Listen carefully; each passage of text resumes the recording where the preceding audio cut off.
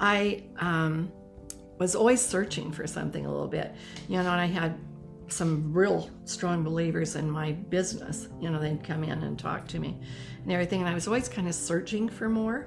And I'd go to Bible studies, and I'd last for 3 or 4 weeks, and it just wasn't my thing. Everybody wanted to talk about stuff I didn't really know about and everything, and I really never got into, studying the Bible. As a kid growing up, my interests were not where they should have been. We didn't attend church when we moved north, and other than the fact that the only way I went to church is that was how I got to drive the car, so that's a poor way of putting it, but to go to church. But there really wasn't, it was not a family program. My friend Avis, and she says, I think you should just come to church with me one Sunday. So I came, and Sasha, Pastor Sasha was speaking, and I thought he was great, and everybody was so friendly and kind and everything. And so I went home and I said to John, I think this might be, a church home for us. I don't know. So John says, well, I'll come. So the next week we got up at 8:30 and we came to church, and John says, I think we should go back the next week. And so we came back the next week, and he turned around to me and he said, I think we should join this church. Pastor Jim kept calling me about getting involved in a group, and I thought, I didn't want to do this.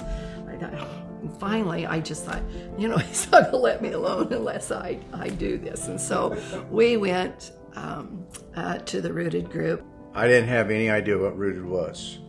I went in totally neutral as far as what am I doing here, what's going on. And once Clint took over, Clint sat me beside him intentionally, I'm sure he did, so that he could get me involved. But it was really great between he and Kathy. And the more we attended, the more I became interested, the more I actually surprised my wife by reading the Bible. And that even surprised myself. And to think that Rooted and all of the people that were there, wonderful people, just made it real.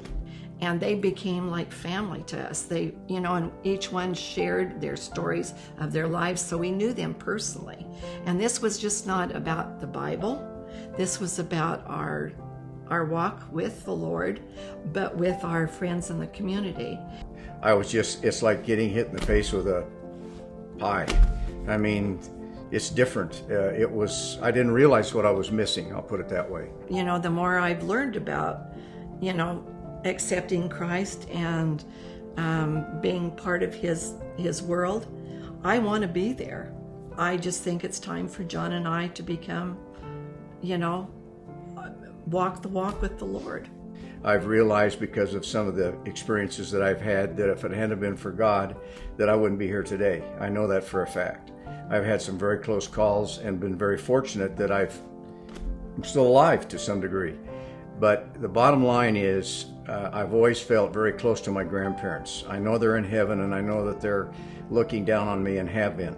But the minute that we joined this church and knowing that we're going to be baptized, it to me means that I've completed the circle, and that my grandfather is smiling down on me and knowing that I've done what needs to be done because of my grandparents, and because he knows now that I realize the importance of getting closer to God.